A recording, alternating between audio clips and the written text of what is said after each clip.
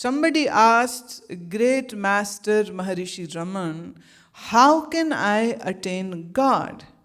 Maharishi answered, the day you will attain yourself would be the day you will attain God within yourself. God is not outside of you. God is not an entity who is outside of you. So you need to know who you are. If you don't know who you are, you can never have a relationship with God. God will remain just a myth, a concept given by others to you. And you have no idea who that God is or what that God is.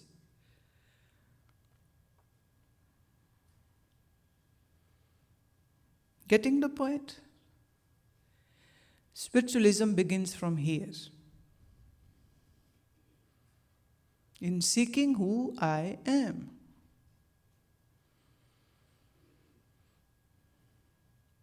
But one thing is for sure, this whole world will remain stranger to you. You might try to your level best to have a relationship with this world, but this world will always remain a stranger to you, and it cannot become part of you, because you are part of Lord. The individual soul is like a child of God, and this individual soul is eternal.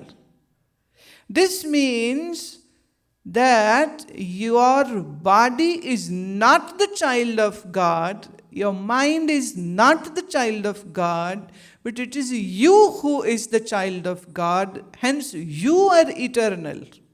Not the body, not the mind, not the senses, not the intellect.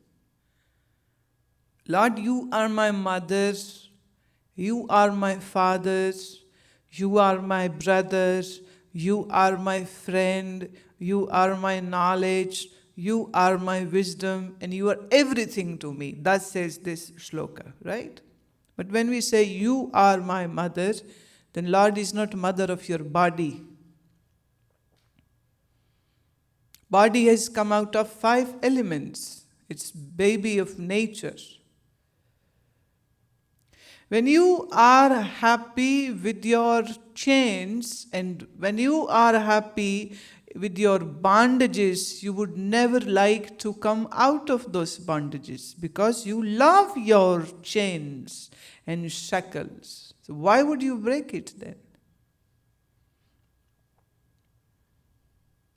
The so-called worldly attachment is your most beloved chain which you are wearing. See, many men and many women wear gold chain or silver chain or some kind of, in the neck, some things. They like it. It's okay. It's good.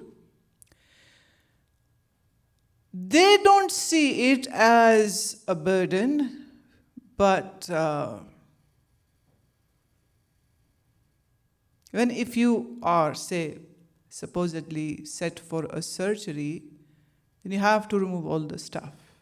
Once I was in an airport and I saw this lady, she would walk from that security gate and the beep, beep, beep is happening. And the cops took her on the side that, ma'am, we need to check you.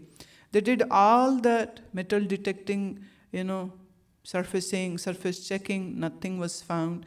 Then they couldn't understand from where then they took her to the room. And they asked her to, remove the clothing. They have to see what is beeping.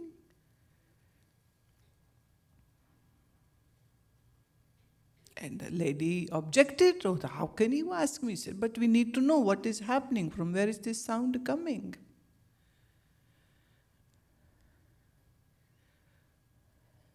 It was nothing much. The anklet in her feet, which she was wearing, maybe had more of iron in it and less of silver in it.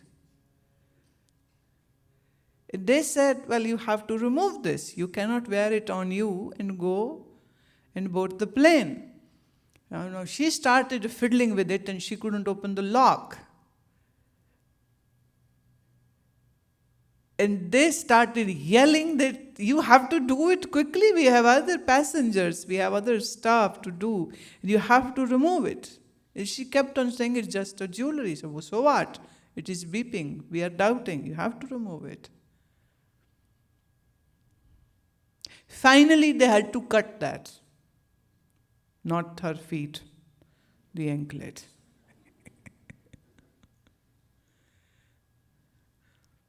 They say it's not safe.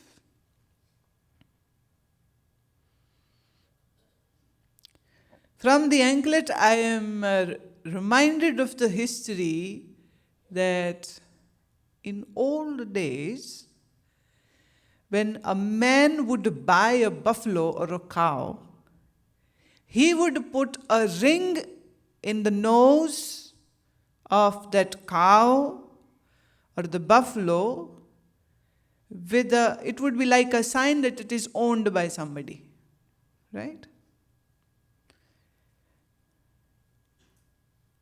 And you must have seen women wearing nose rings. It is a piece of jewelry for them, but the history says something else. When a man would buy a cow or a buffalo, he would put a ring on the nose. And same when he would get a woman, in certain states in India, unmarried girl do not wear a nose ring. Only the married ones. And same goes, they have these, some rings on the toe fingers. It is again only for the married, not the... So that is a sign that she is owned by somebody.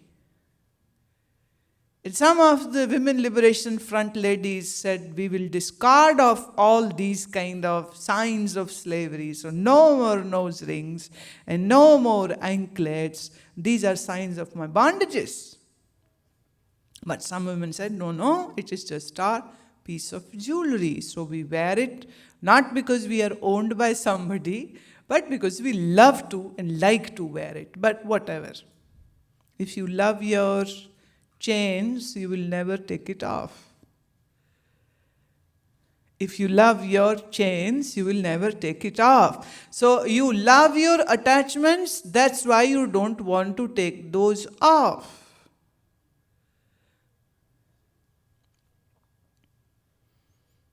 You love your chains. You have forgotten who you are.